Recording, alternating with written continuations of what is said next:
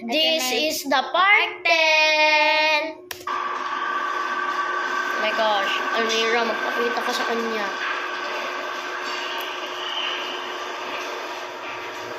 Siya ang pumatay sa iyo, Alma. Oh my gosh. Pero iba yung pinto, naman nagkaganyan lang. Almira, no. Almira. Munti ka na ako maisa sa lawal ko. Easy. Ito talaga, kakapanood yan ng horror eh. Kasi Mike, bad idea yun. Tawag sa'yo, Vince. Hindi mo naman sinasagot. Ito, Vince, may dala kami alak. Dinalang ka nga na. Shot! Ito. Pasok! Okay. Paparamdam sa inyo. Tatlo. Sak na ito talaga. Ang testo nila na. Mike, Bakit? pinangungot ako kanina.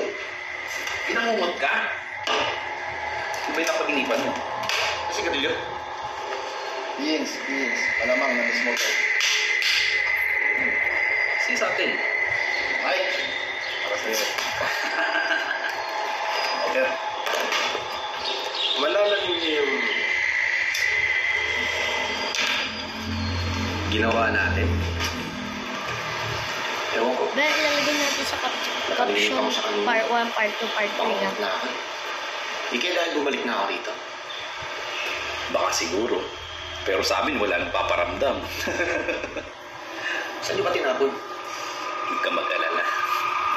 Malinis kami ni Tristan tumorpa ako. Diyan pa rin yun. Kaya kami hindi na naman sa mga tinapon. Kinain na ng mga uod at insekto yun.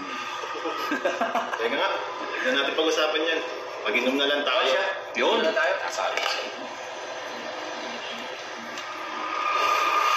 Teka lang. May iba kong kwentuhan. Sino yung dalawang babae na pumunta ako dun sa inyo?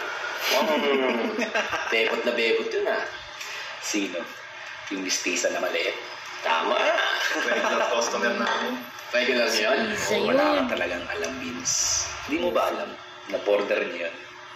At dyan din nakakwarto. Huwag mong alaskahin, Mike ah. Hindi ka pa rin nagbabago hanggang ngayon. Gas ka pala. Mukha ka na ng pulutan. Nagugutom mo. Bahay ko. Tumingin ka doon. Baka meron dyan. Sige. Paparamdam sa kanya si Almira. So malapit na mag-part 11. Baka kay 11. Stisa yan. Yan ang una lang.